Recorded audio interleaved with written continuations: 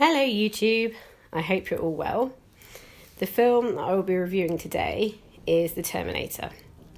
Bit of a classic, so I'll get started.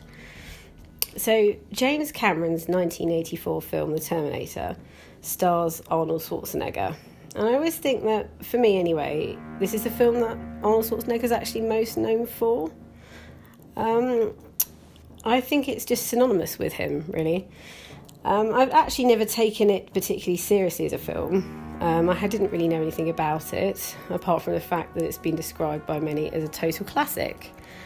It was requested that I reviewed it, so I will. I watched it and I was really impressed. So, as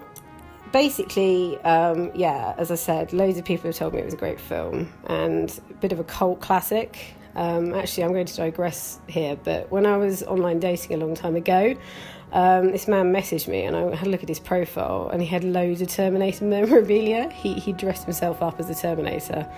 I did decline a meet-up, but then each to their own.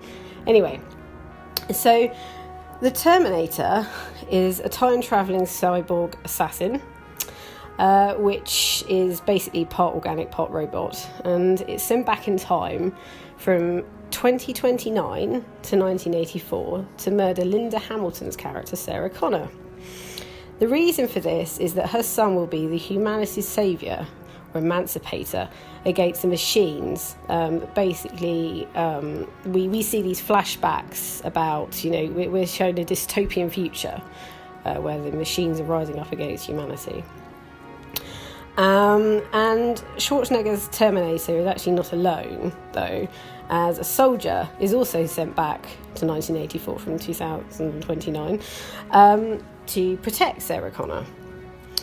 When we see the Terminator at the start of the film, he was almost in this choreographed position, and then this is juxtaposed by his sort of tenacious determination. He proceeds to steal some clothes from some sort of loitering teenagers, obviously in order to fit in, and then he pilfers a plethora of guns. And then Carl Reese, the soldier, then materialises, who escapes the police, and he tries to seek out Sarah Connor.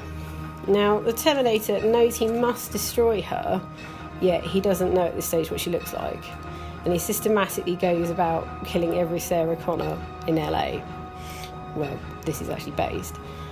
He eventually manages to identify her after breaking into her flat and seeks her out in a club, although Reese just gets to her just in time, albeit with the Terminator hot in pursuit of them. Reese explains to Sarah that Skynet, an AI sort of defence network, will very soon become self-aware and instigate a nuclear apocalypse. So it's quite heavy stuff.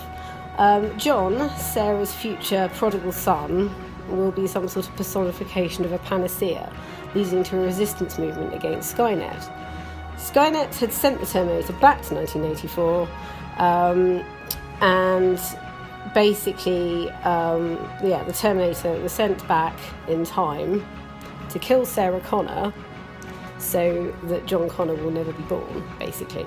And John Connor, obviously, he's basically going to fight against the machines. So it's quite complicated, but actually it does make sense. Anyway, Sarah Connor is deemed to be deluded when she tells the police about this. They don't believe her. And then Schwarzenegger actually follows her to the police station and kills anybody that gets in his way. And we see that she manages to escape with Reese, and they manage to sort of seek refuge in a rather grim motel. The Terminator is still pursuing Sarah Connor. We see a bit of sexy time, and we learn that Reese is actually going to be John's father. Basically, this was really good. You can tell there's a lot of money spent on it. And the ending is really interesting, and it's just so much more than a sort of sci-fi action film. There are lots of parallels to this, geopolitics. It's just, it's so multi-layered. But I don't want to go into everything because, I could be here for ages and I want to keep my reviews quite short. But apparently Schwarzenegger had been reluctant to star in this, as it was complete juxtapose from Conan the Barbarian, which I've done a review of. I've reviewed that recently. I'll link that below if you want to check that out. He apparently was concerned that if it was a failure, it would damage his career. And they had actually also thought that Sting might have been a good idea for Reese, which is quite amusing. I think that would have been a completely different film if that would have been the case. I have been informed that the second film is even better, so I'll be reviewing this next. If you like this review, please give it a thumbs up, and please subscribe to my channel. If you've got any ideas, let me know below, and thanks for watching, and I'll be back.